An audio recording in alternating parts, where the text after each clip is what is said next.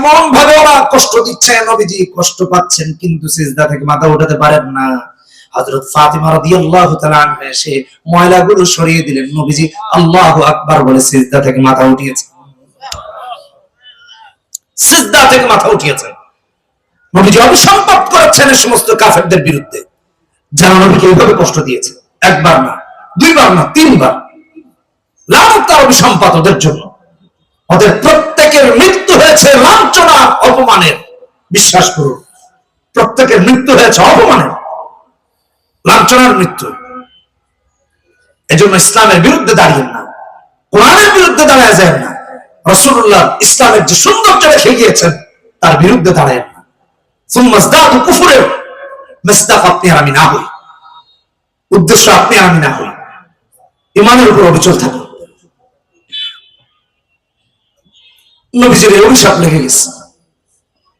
ভাই আমার, ওই আবু জাহেলের উত্তরসূরিরা আজও আছে। কথা বলেন না, ওরা ইসলামের সৌন্দর্য দেখতে পায় না, এজন্য ওরা কষ্ট দিয়েছিল নবীজিকে। আর এখন যারা ওদের নাতিপুতি আছে ওরা কষ্ট দেয় নবীর ওয়ারিসদেরকে, হক্কানি আলিমদেরকে। ধারা অব্যাহত আছে, এই ধারা বন্ধ হোক। আমরা আমাদের নবীর দেখার পথে চলবো ইনশাআল্লাহ। কথা বলে ঠিক কিনা বেঠিক? তবে আমিও এই কথা বলে দিচ্ছি, ভালো করে শুনেন। আবু জাহেল, আবু লাহাব, উকবা ইবনে আবি মুঈত, উমাইয়া ইবনে খালফ যারা কোরআনকে অপমান করতে চেয়েছে, যারা দ্বীনকে অপমান করতে চেয়েছে, যারা আল্লাহ রাসূলকে কষ্ট দিয়েছে, আজও ওদের উত্তরাধিকারীরা যারা হক্কানি আলেমদেরকে কষ্ট দেয়, কোরআনের কথা সহ্য করতে পারে না, ইসলামের কথা সহ্য করতে পারে না, বিশ্বাস করুন নবীজি অভিশাপে ওদের মৃত্যু হয়েছিল লাঞ্ছনা। আর আজকে যারা নবীর ওয়ারিসদেরকে গালি দিবে, কষ্ট দিবে, নবীর ওয়ারিসদের চোখের পানিতে ওদের মস্তক তলিয়ে যাবে, তলিয়ে যাবে। আল্লাহু আকবার।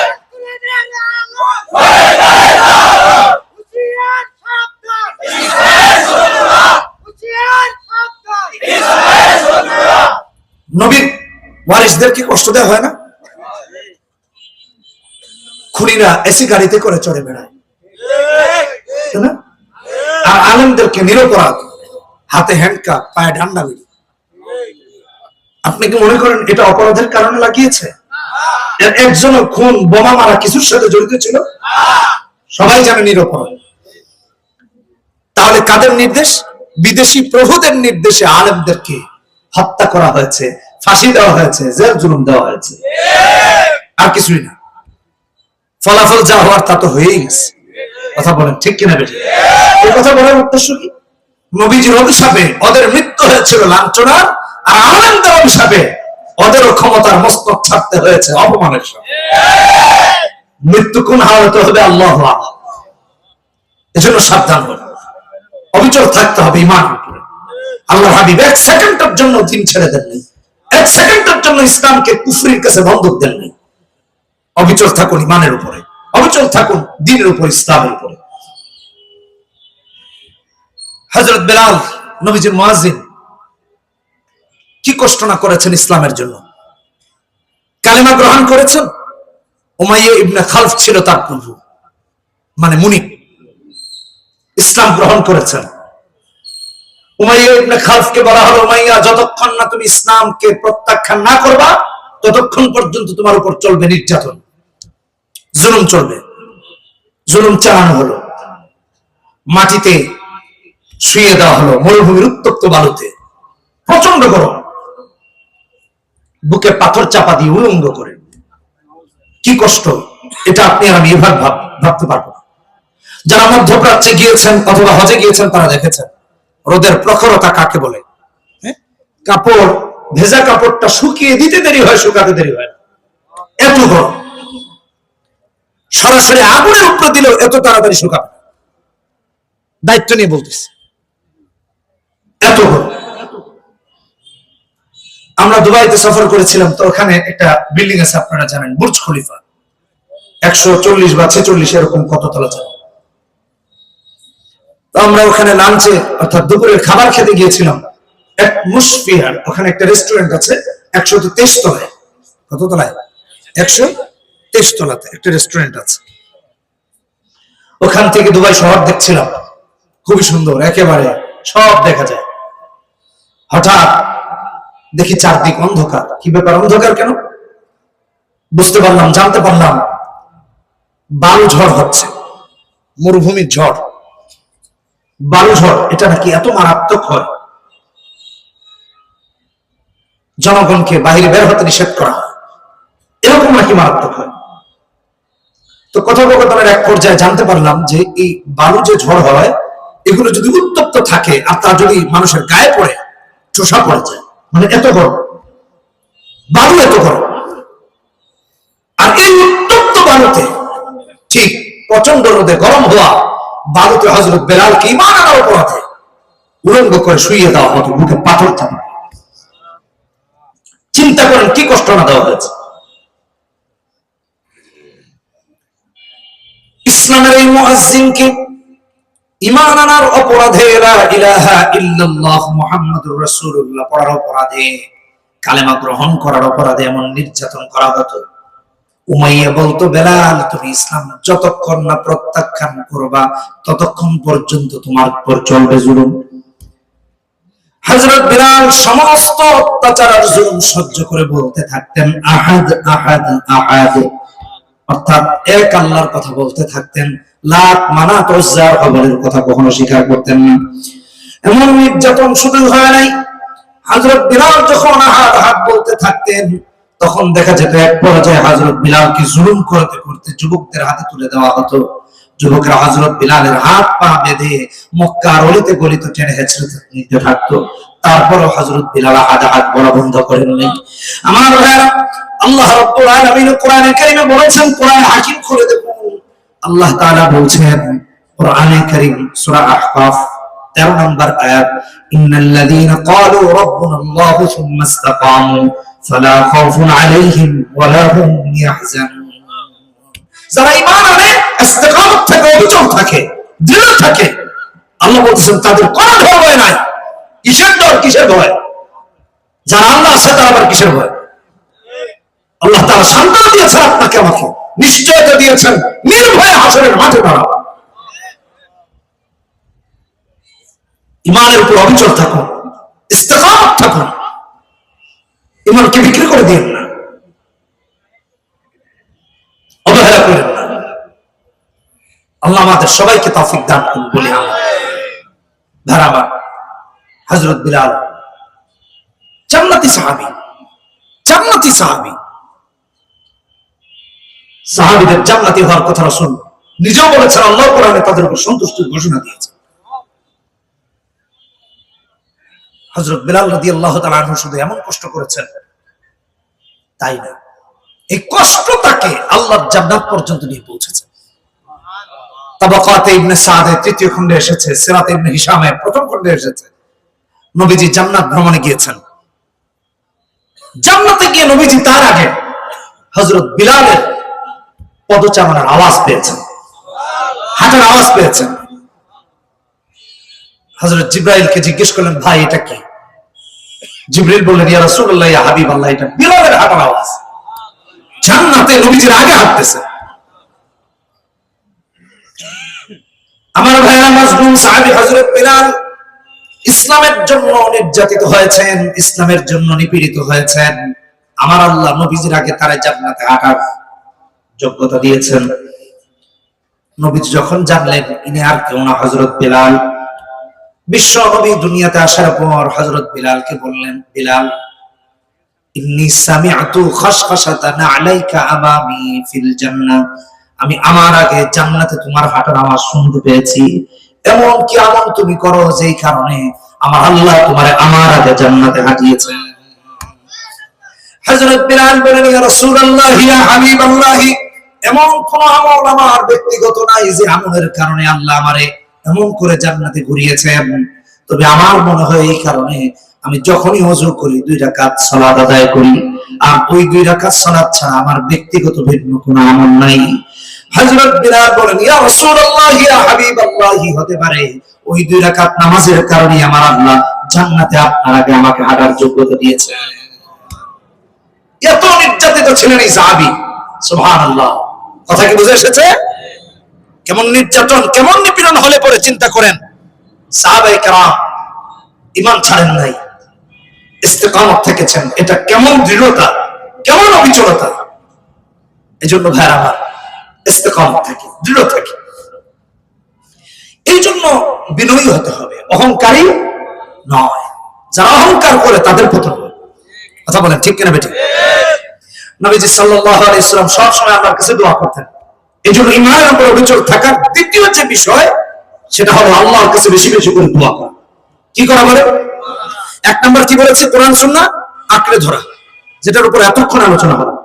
দুই নম্বর হলো আল্লাহর কাছে দোয়া করা।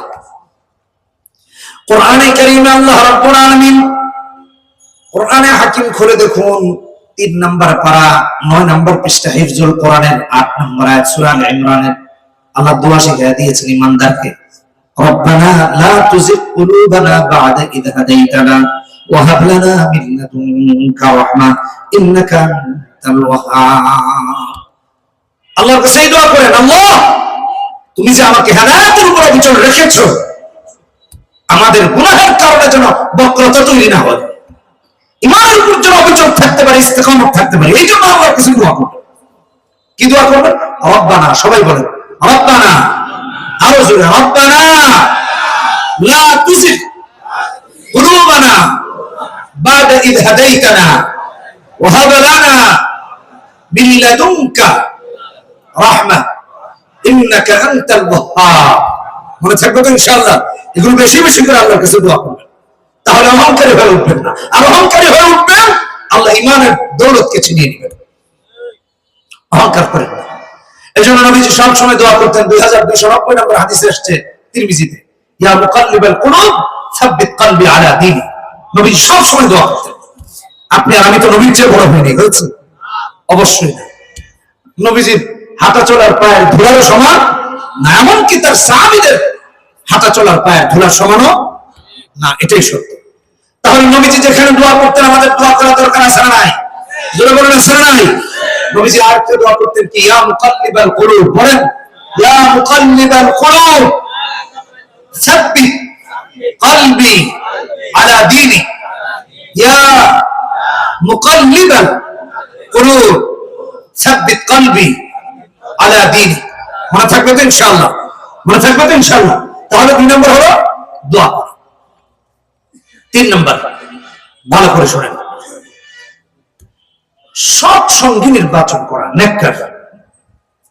আল্লাহ কোরআনে বলেছেন সূরা তাওবা 119 নম্বর আয়াতে, ইয়া আইয়ুহাল্লাযীনা আমানুত্তাকুল্লাহ ওয়া কুনু মা'আস সাদিকিন।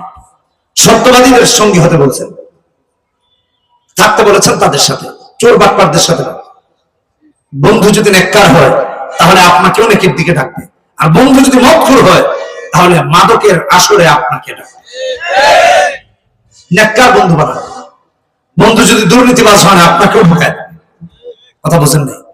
বলবে, দেখ আমার নামে তো বাড়ি গাড়ি করতে পারি না, আমি অমুক চাকরি করি, এক কাজ কর, তোর নামে আমি অমুক জায়গায় একটা কিছু করলাম, আর এই সমস্ত টাকা ঘুষের টাকা। কথা বলেন না কেন? বন্ধুর নামে গাড়ি কিনতেছে, বন্ধুর নামে বাড়ি করতেছে, শ্বশুরের নামে বাড়ি করে, শাশুড়ির নামে বাড়ি করে, নিজের নামে করতে পারে না। বড় চাকরিজীবী তো, বুঝেন নাই? দুদক লেগে যাবে। আছে না নাই আমাদের সমাজে? এই জন্য নাকি পিয়নের নাকি কোটি কোটি টাকা, অফিসের পিয়ন বেতন পায় 15-20 হাজার, তার বাড়ি আছে 20 কোটি টাকা। নেককারকে সঙ্গী বানান, চাই স্বামী, চাই স্ত্রী, চাই মেয়ের জামাই, চাই নিজের বোনটাকে বিয়ে দেন। নেককারকে বন্ধু বানান। মিথ্যাচারী, মিথ্যাবাদী, ধোঁকাবাজ, দুর্নীতিবাজের সাথে মুসলমানের সম্পর্ক থাকতে পারে না, কাফেরদের থাকতেই পারে না। কাফেরদের সাথে অথবা অমুসলিমের সাথে মুসলমানের যে সম্পর্ক থাকবে, সেটা হবে দাওয়াতি সম্পর্ক, লা ইলাহা ইল্লাল্লাহর দাওয়াত। সময় থাকলে অনেক কথা বলতাম, সংক্ষেপে 2-4টা কথা বলব। একদিন এক রিকশাওয়ালা ভাই, আমি মসজিদে যাচ্ছি, তো সঙ্গত কারণে গাড়ি ছাড়া যাচ্ছে, অটো নিয়ে একজন মুরব্বী অটো চালাচ্ছেন। তো তিনি আমাকে বলছেন, হুজুর কথা বলতেছেন কিন্তু আমি শুনতেছিলাম না, আমি মোবাইলে কিতাব পড়তেছিলাম, জুমার নামাজে গিয়ে যে বায়ানটা করবো ওটা মোতালা করতেছিলাম। তো আমি তাকে জিজ্ঞেস করলাম, আপনি কি আমাকে কিছু বলতেছেন? বলতেছে, হ্যাঁ বলতেছি। আপনি আমার কথাগুলো একটু শুনেন, আর আমি আপনাকে চালিয়ে নিয়ে যাচ্ছি। মুরব্বী মানুষ, চুলদারি পাকা। তিনি আমাকে বলতেছে, এই যে দেখতে পাই মুসলমানের মেয়ে, মুসলমান, হিজাব আছে, বুরকা আছে, অমুসলিম ছেলেদের সাথে প্রেমের সম্পর্ক করে গর্ভবতী হচ্ছে, 1 নাম্বার। 2 নাম্বার হচ্ছে তাদের বাচ্চাও পেটে নিচ্ছে। আবার কেউ কেউ কাফের হয়ে যাচ্ছে, অমুসলিম হয়ে যাচ্ছে। আমরা কি করে বাঁচবো? চাচা খুব আক্ষেপ নিয়ে বলতেছিলেন। কিছুদিন লেখালেখি হয়েছে, দেখেছেন না? মুসলমান, মুসলমানের মেয়ে, মুসলমানের সন্তান অমুসলিমের সাথে সম্পর্ক করে কাফের হয়ে যাচ্ছে, অমুসলিম হয়ে যাচ্ছে। কি আজব ব্যাপার! আবার তার সন্তানও পেটে ধারণ করেছে। কি ভয়াবহ চিন্তা করা যায়। আমার আল্লাহ কোরআনে কারীমে বলছেন, সূরা মাইদা 55 নম্বর আয়াত, দুঃখিত 51 নম্বর আয়াত, ইয়া আইয়ুহাল্লাযীনা আমানু লা তাত্তাখিযুল ইয়াহুদা ওয়ান নাসারা আউলিয়া বা'দুহুম আউলিয়াউ বা'দ। ওরা একে অপরের বন্ধু হয়, কখনো অমুসলিমরা মুসলমানের বন্ধু হয় না। সারা পৃথিবীর অমুসলিমরা মিলে ফিলিস্তিনকে নিঃশেষ করে দিল। কোথায় মানবতা? কোথায় কি? কেউ কথা বলেনি। আর মুসলিম নেতারা মুনাফিকের কারণে মুসলমানের পাশে দাঁড়াতে পারে না, বন্ধুত্ব গ্রহণ করেছে ওদের সাথে। এটা মুমিনের বন্ধুত্ব কখনোই না। স্পষ্ট কথা, মুমিনের বন্ধু হবেন আল্লাহ এবং তার রাসূল, এবং আল্লাহ আল্লাহর রাসূলের বন্ধু যারা হবে তারা হবে মুমিনের বন্ধু। আল্লাহ 55 নম্বর আয়াতে সূরা মাইদা বলেছেন, ইন্নামা ওয়ালিয়ুকুমুল্লাহু ওয়া রাসূলুহু ওয়াল্লাযীনা আমানু আল্লাযীনা ইউকিমুনাস সালাত ওয়া ইউতুনাজ যাকাতা ওয়া হুম রাকিউন। মুসলমান কার সাথে বন্ধুত্ব করে? এটা তো মুসলমানের বন্ধু নয়। এজন্য মুসলমান বন্ধুত্ব গ্রহণ করবে মুসলমানের সাথে। কাফেরের সাথে বা অমুসলিমের সাথে যেটা হবে সেটা দাওয়াতি বন্ধুত্ব। কেন? একজন অমুসলিম যেন জাহান্নামী না হয়ে যায়, এজন্য তারা কালেমার দাওয়াত দিবে। কালেমার দাওয়াত দিয়ে তারা মুসলমান বানাবে। এর চেয়ে বড় বন্ধুত্ব আর কি হতে পারে? কথা বলেন না কেন? ঠিক কিনা? এর চেয়ে বড় আর কোনো বন্ধুত্ব হতে পারে না। দাওয়াত দিবে। আল্লাহ তাআলা কোরআনে কারীমে এরকম ঘোষণা করেছেন 27, 28, 29 নম্বর আয়াতে সূরা ফুরকানে। আমার যদি আবার কোনোদিন সময় হয় ইনশাআল্লাহ এই বিষয়ে কথা বলবো। তাহলে 3 নাম্বার বললাম, বন্ধু বানাতে হবে নেককার, সঙ্গী হবে কে? নেককার। এতে স্বামী হোক, স্ত্রী হোক, শ্বশুর হোক, মেয়ের জামাই হোক, বোনের জামাই হোক, বোন হোক, ভাই হোক, সন্তান হোক। কথা বলেন ঠিক কিনা? নেককার হতে হবে। মিথ্যাবাদী, বদকার, ধোঁকাবাজ এমন যেন না হয়ে যায়। আল্লাহ আমাদের কবুল করুন। তাহলে 1 নম্বর বলেছিলাম কোরআন সুন্নাহ আঁকড়ে ধরা, 2 নম্বর বলেছিলাম আল্লাহর কাছে দোয়া করা, 3 নম্বর হলো নেককার বন্ধু গ্রহণ করা। বন্ধু যে হবে, সঙ্গী যে হবে, সে কি হবে? নেককার হবে। 4 নম্বর কোরআন এবং সুন্নাহ শেখা এবং আমল করা, অর্থাৎ ইলম হাসিল করা এবং আমল করা। খালি ইলম থাকলে হবে না, জ্ঞান পাপী হওয়া যাবে না। ইলম হাসিলের পাশাপাশি ইলম অনুযায়ী আমল করতে হবে। 4 নম্বর, কারণ কোরআন সুন্নাহর ইলম হাসিল করা এটা ফরজ। রাসূলুল্লাহ সাল্লাল্লাহু আলাইহি ওয়াসাল্লাম বলেছেন, ইবনে মাজাহ হাদিস 229 নম্বর হাদিস, তালাবুল ইলমি ফরিদাতুন আলা কুল্লি মুসলিম। প্রত্যেকটা মুসলিমের উপর শরীয়ত মেনে চলার মতো যতটুকু জ্ঞান এটুকু শেখা ফরজ। কথা মনে থাকবে? তাহলে 4 নম্বর কোরআন সুন্নাহ শেখা, অর্থাৎ আলেম হওয়া এবং ইলম অনুযায়ী আমল করা, জ্ঞান অনুযায়ী আমল করা। 5 নম্বর সন্দেহবিহীন ঈমান গ্রহণ করা এবং জান-মাল দিয়ে আল্লাহর রাস্তায় লড়াই করা। যে মুমিন একনিষ্ঠ মুমিন হয়, সে জান লাগলে ইসলামের জন্য জান দিয়ে, মাল লাগলে ইসলামের জন্য মাল দিয়ে। কথা বলেন ঠিক না? ঠিক। ইসলামের জন্য টাকা লাগবে না। আর আমাদের মুসলমানদের এখন অবস্থা, কনসার্ট করলে আসি, ওয়াজ করলে নাই। কথা বলেন না কেন? ঠিক কিনা? এখানে একটা কনসার্ট করেন, স্পন্সরের অভাব পাবেন না। অমুক আসবে, তমুক আসবে। আর কেরাত মাহফিল করান, আলেমদের দিয়ে ওয়াজ করান, না, এটা বেশি একটা সুবিধাজনক না। কথা বলেন না কেন? ঠিক কিনা? আপনি আয়োজকদের সাথে যোগাযোগ করলে বুঝবেন এটা। যখন 2-4 টাকা কালেকশনের জন্য যায়, তখন ওয়াজ শুনলে মনটা একেবারে খারাপ হয়ে যায়। আর যদি খালি ফাটাফাটি গানের কথা শুনাইতে পারেন, তাহলে দেখবেন একেবারে তো কয় টাকা লাগবে হয়ে যায়। যা, একেবারে স্টেজে আমার একটা জায়গা রাখিস, ভিআইপি সিটটা আমারে দিস। কথা বলেন না কেন, ঠিক কিনা? কিন্তু মুমিন যে, আল্লাহ কোরআনে বলছেন সূরা হুজুরাতে 15 নম্বর আয়াতে, ইন্নামাল মুমিনুনা আল্লাযীনা আমানু বিল্লাহি ওয়া রাসূলিহি সুম্মা লাম ইয়ারতাবু ওয়া জাহাদু বিআমওয়ালিহিম ওয়া আনফুসিহিম ফি সাবিলিল্লাহ উলাইকা হুমুস সাদিকুন। যে মুমিন সন্দেহাতীত ঈমানের অধিকারী হয়, যার ঈমানের মাঝে কোনো সন্দেহ আর সংশয় নাই, সে ব্যক্তি ইসলামের জন্য জান লাগলে জান দিয়া, ইসলামের জন্য মাল লাগলে মাল দিয়া মুসলমান হয়ে আল্লাহর কাছে হাজির হয়ে, আল্লাহ তোমার জন্য আমার জান, তোমার জন্য আমার মাল, সব তোমার জন্য নিবেদন করলাম। কথা বলেন ঠিক না? হ্যাঁ আমার, আমিও বলতে চাই, আর অতীতের বাংলাদেশ আমরা দেখতে চাই না, সামনে বাংলাদেশ আমরা এমন দেখতে চাই, ইসলামের জন্য এদেশের হক্কানি ওলামায়ে কেরামরা যখন জান চাইবে জান দিব, মাল চাইবে মাল দিব। কে কে রাজি আছি? হাত দিলে আল্লাহকে দেখায়া দেবে।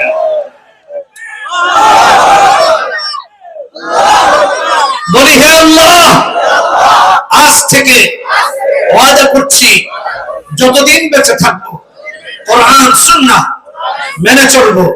হে আল্লাহ আমাদেরকে তৌফিক দান করুন। জোরে বলি আমিন। কয়টা কথা বললাম? 5টা।